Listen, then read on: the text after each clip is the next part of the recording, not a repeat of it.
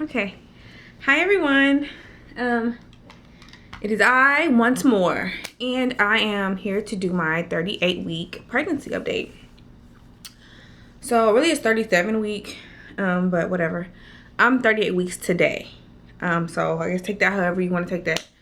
So I am, due in 2 weeks. Pregnancy is 40 weeks long. And it can extend up to 42 weeks, but whatever. I'm due in 2 weeks according to, my due date. I call it a guess date because it's not really, no one knows when your baby's gonna come. So anywho, 38 weeks now. No more fainting, you guys. I got my life together. I think one thing is that I've been cool really this whole pregnancy, and then I got to be 35, 36 weeks, and my body went into we're about to have a baby mode, and I kind of just been doing my thing, and I think that was like pumping my brakes. Slow down, get it together. So anywho, let's see what else is going on. So I'm 38 weeks today. Let's see. I have gained about 35 pounds. Now, my last pregnancy, I only gained 32 pounds the entire time. So I'm like 3 pounds over.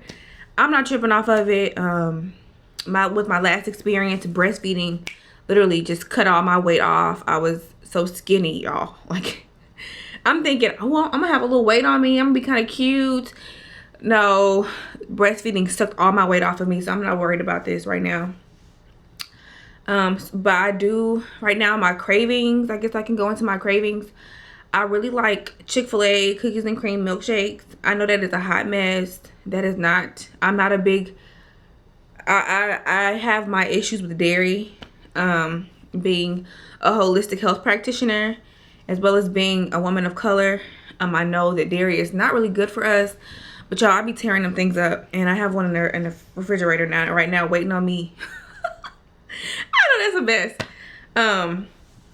So yeah, so I've gained 35 pounds doing that. I'm still kind of chewing on the whole ice. I take my iron every day. I know eating ice is attributed to anemia a lot of times, but some people just like to eat ice, but I've been taking my iron. I have started I'm gonna sit cross-legged up here. I have started on my herbs. And so I've been drinking a pregnancy tea by Traditional Medicinals, and I had started drinking it actually yesterday. I should have been drinking it consistently before, but whatever. One of the main ingredients is red raspberry leaf, which is what I'm going to be drinking 2 times a day if I go past 39 and a half weeks in my pregnancy. I'm gonna up it to help strengthen my uterus and just help to get, I don't know what I'm doing with my hair, just to help things along. Red raspberry leaf is known to strengthen and tone the uterus, which is supposed to help you have an easier labor. And I believe I've talked about this in a previous video. It helped me with my labor before. I'm currently uploading, like right now, like I'm looking at it. It's at 5%. I wish it would hurry up. Uploading my postpartum video, postpartum tips video. I hope I don't scare any of you guys. I just pretty much talk about how real postpartum is and how you should really, just take your time and not try to rush through and hang out with friends and have a whole bunch of people at your house, or whatever. Do too much, because you really do. It's just postpartum, which means after birth, after labor, after you've had a baby, delivered your placenta. It's a healing period. It's not party time. Yeah, everybody wants to see the baby, but you need to heal, because it can affect you later. He's kicking me now. Okay, so I can tell my baby's running out of room. His heartbeat is doing great. As you all know, I'm on weekly visits now. Once you hit 36 weeks, you do weekly visits with your doctor or midwife. And everything's doing great. He's still moving, but I can just tell that he has slowed down a little bit, and he doesn't really move like as much, and I can tell that he's kind of like, okay, I don't have no room. That's why I'm like, yeah, come on, boy. Let's go. I did move, so I'm in my new space now. And we're still unpacking, so I kind of want him to wait till we get done unpacking. We should be done with that this weekend. Yeah, we're pretty much done unpacking. We just gotta hang up some clothes and that kind of thing, and you know, find some places for dishes, and we should be able to get that done this weekend or at latest midweek. We still need to install the car seat, but we're gonna get that done. My hip has been bothering me a lot. I definitely plan on going to the chiropractor either today or tomorrow. My regular chiropractor is only open Monday through Friday. I love her and she's the bomb, but Monday through Friday I'm working still. So, and next week is my last week of work, you guys, because I'm over it, like physically and emotionally, because I think I've told you guys about the stuff going on with my job. And so I'm just kind of like, you know what, look, it's my last week. Once I hit 39 weeks, I'm not gonna want to deal with y'all anyway. And I need to be at home. I need to be relaxing. I know a lot of people are not afforded that luxury. I wasn't afforded that luxury last time, but because I am now, I'm going to take it, and I'm going to relax, and I'm going to wake up when I want, and you know, have a cup of my herbal tea, my pregnancy herbs, my soon to have a baby herbs, and just get my mind right, and not be trying to rush and do all this stuff. Cause I mean, you really need to relax. And plus, this is the last time I'm gonna be really able to get some real sleep. I mean, once you have a newborn, that's it. So I'm really hoping that he at least waits a week, but I don't even know if he's gonna do that. Let's see what else is going on. Just moved. Feeling okay. I do still need my naps, y'all. I mean, I'm in a home stretch. And I have been really hungry. That's one thing. I've been really hungry. That's part of the milkshakes. I've been really hungry. And I be smashing in milkshakes. I told you I'm eating ice, but I have noticed that the hunger is just, it's more intense this time, or right now. And that's pretty much the baby just trying to pack on his last couple pounds, the last couple ounces, whatever. He's trying to fatten up so they can come out. Babies usually need a certain amount of, you know, or, you know, every baby's different because every person is different, but they'll try to get a certain amount of weight on so that they can come out. Also, they're waiting for their lungs, which is the last organ to develop, to get fully developed for you to go into labor. This is why I have such a problem with women getting induced.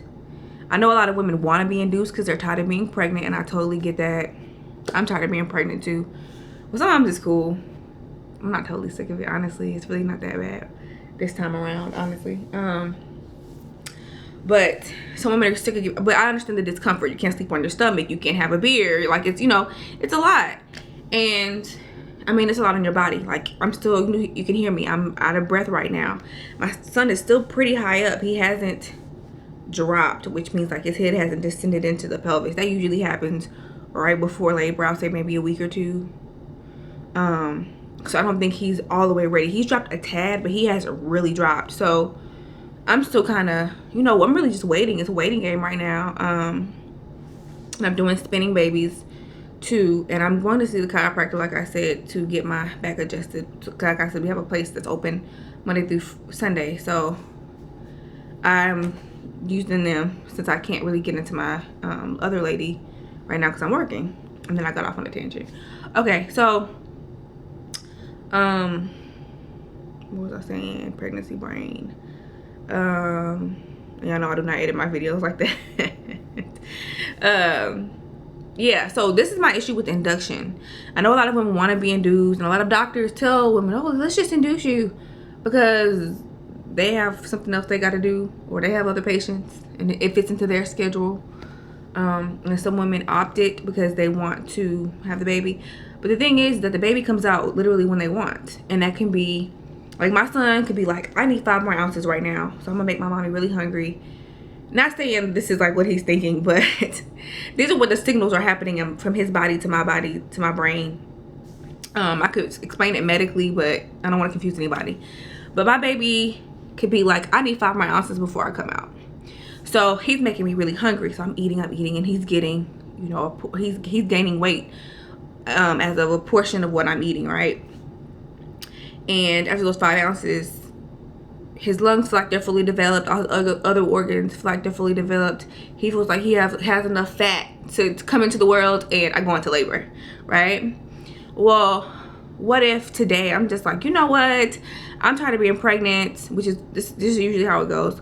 And or my doctor, or if I had, you know, a shiesty midwife that was just like, you know, hey, you know, let's just go ahead and induce you so that you can just get this over with. And I'm like, yeah, let's just do this. Or maybe I don't want to do it, but anyways, we go along with the induction, and my baby comes out, and my baby has breathing issues, or what do they call it? They said the babies are they have a hard time thriving, and they have to go to the NICU, or they have to keep the baby an extra day, and they have to monitor the baby. Or when my baby goes for their first pediatrician checkup, they're like, yeah, you know, he's really not, you know, he's still developing, and he's going through all this stuff.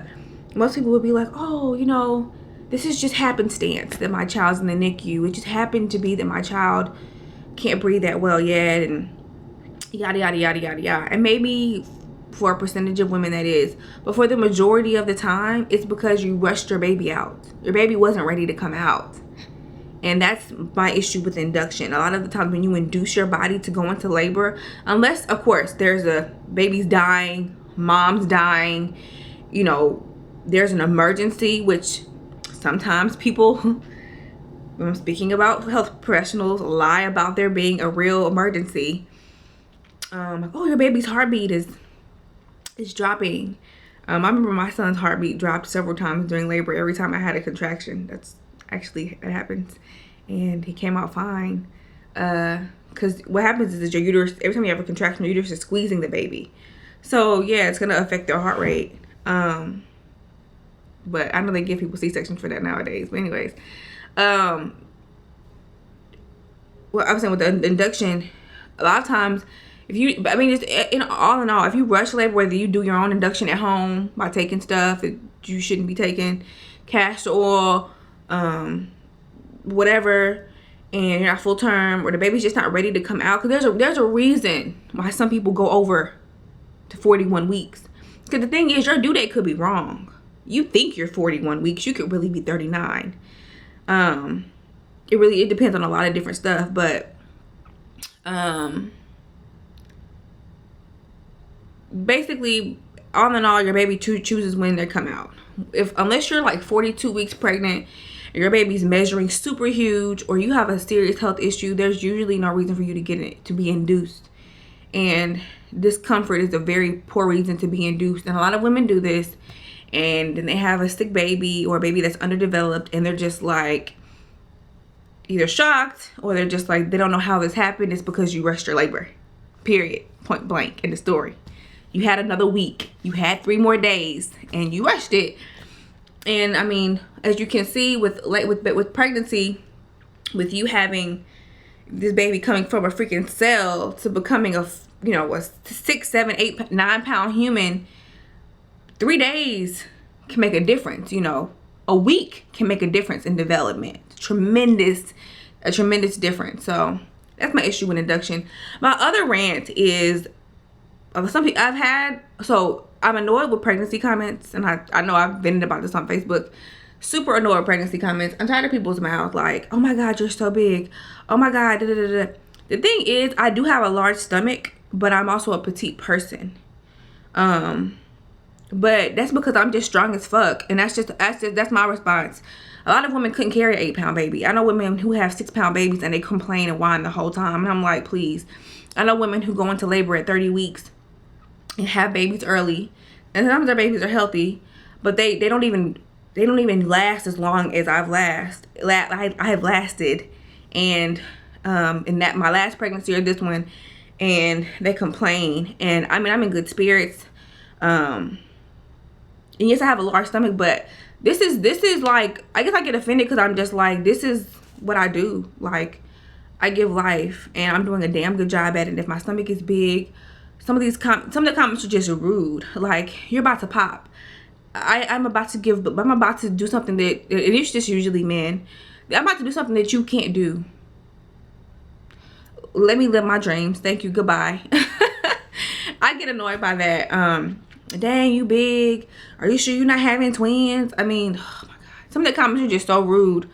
But for the women who say stuff like that, I mean, it's like, oh, I can't wait till you get pregnant. So people can say crazy shit to you.